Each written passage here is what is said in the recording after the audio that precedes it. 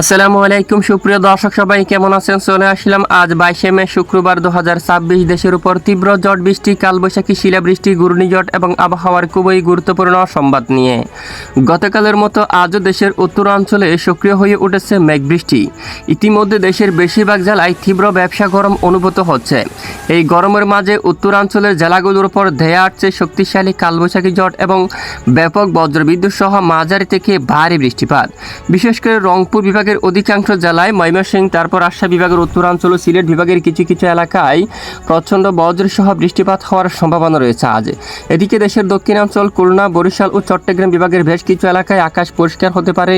এছাড়া কিছু কিছু জেলার উপর হঠাৎ করে মেঘ তৈরি হয়ে প্রচণ্ড বজ্রসহ বৃষ্টিপাত হওয়ার সম্ভাবনা থাকবে।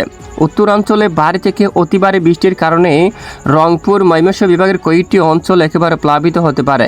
মাঠঘাট, নদী-নালা ডুবে যাওয়ার সম্ভাবনা থাকবে এবং ফসলের ক্ষয়ক্ষতি হতে পারে। তো আজও আগামীকাল পরবর্তী 24 থেকে 48 ঘন্টায় কোন কোন জেলাগুলোর উপর ভারী থেকে অতি ভারী বৃষ্টিপাতের সতর্কতা রয়েছে, পাশাপাশি বঙ্গোপসাগরে নতুন কোনো নিম্নচাপ সৃষ্টি হওয়ার আশঙ্কা আছে কিনা তা জানিয়ে দেওয়া হবে ভিডিওটির মাধ্যমে। জানতে হলে ভিডিওটি না টেনে শেষ পর্যন্ত দেখবেন। ভালো লাগলে লাইক করে চ্যানেলটি সাবস্ক্রাইব করে পাশের বেল বাটনে ক্লিক করে রাখবেন। আর ভিডিওটি আপনি কোন জেলা থেকে লাইভ দেখছেন কমেন্ট করে জানিয়ে দিন।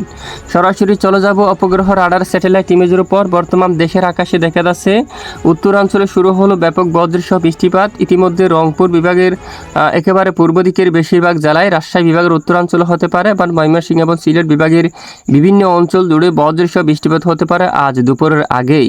এছাড়া এদিকে ঢাকা সহ ফরিদপুর, শাইলকুপা, পাবনা, নাগরপুর, কাপাসিয়া, টাঙ্গাইল, আগরতলা, কুমিল্লা, ব্রাহ্মণবাড়িয়া হালকা আকাশ মেঘলা থাকতে পারে।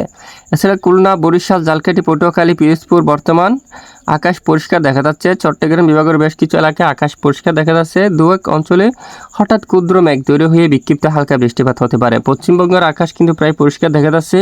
তো আজকের মেঘ বৃষ্টির আপডেটে যদি আমরা একটু যাই, দেশের উত্তরাঞ্চলে ভালো বৃষ্টিপাতের সম্ভাবনা থাকবে। রংপুর, ময়মনসিংহ বিভাগের বিভিন্ন অঞ্চল জুড়ে মাঝারি থেকে কিছুটা ভারী বৃষ্টিপাত থাকতে পারে।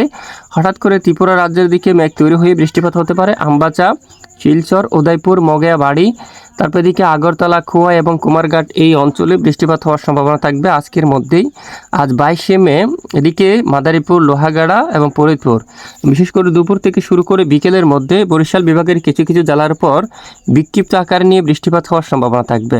এছাড়া সেনবাগ, তারপর কুমিল্লা, এখানে ত্রিপুরা রাজ্যের কিছু কিছু অঞ্চল জুড়ে হঠাৎ করে বিক্ষিপ্ত বজ্রসহ বৃষ্টিপাত হতে পারে। চট্টগ্রাম বিভাগের বেশিরভাগ এলাকায় আকাশ আংশিক মেঘলা সহ পরিষ্কার হতে পারে। শনিবার 23শে মে নাগাদও দেশের দক্ষিণাঞ্চলে হালকা মেঘের আনাগোনা থাকবে। খুলনা, বরিশাল ও চট্টগ্রাম বিভাগের বেশিরভাগ এলাকায় আকাশ আংশিক মেঘলা থাকতে পারে। কুমিল্লা বা এর আশেপাশে দু একটি অঞ্চলে বিক্ষিপ্ত বজ্রসহ বৃষ্টিপাত হতে পারে। তবে উত্তরাঞ্চলে বৃষ্টিপাত থাকতে পারে, সক্রিয় থাকতে পারে সিলেট, বিশাম্বাপুর, তারপর দিকে বাগমারা, ময়মনসিংহ বিভাগের উপর বজ্রসহ বিক্ষিপ্ত আকারে বৃষ্টিপাত থাকতে পারে। এরপরে রবিবার 24শে মে আবারও দেশের উত্তর পশ্চিমাঞ্চল রংপুর বিভাগের উপর দিয়ে ধেয়ে আসছে শক্তিশালী কালবৈশাখী ঝড় এবং ব্যাপক বজ্রবিদ্যুৎ সহ মাঝারি থেকে ভারী বৃষ্টিপাত। বা হঠাৎ করে ভারী বৃষ্টির কারণে আবারও দেশের উত্তর পশ্চিম রংপুর বিভাগের কয়েকটি নিচু অঞ্চল প্লাবিত হতে পারে। ধুবুরি, গোলাপাড়া, তারপর পাঠশালা, এখানে বেশ কিছু এলাকায় মাঝারি থেকে ভারী বর্ষণ হওয়ার সম্ভাবনা থাকবে। সিলেট বিভাগের বিভিন্ন এলাকায় হালকা থেকে মাঝারি এবং বজ্র বিদ্যুৎ সহ বৃষ্টিপাত হওয়ার সম্ভাবনা থাকবে।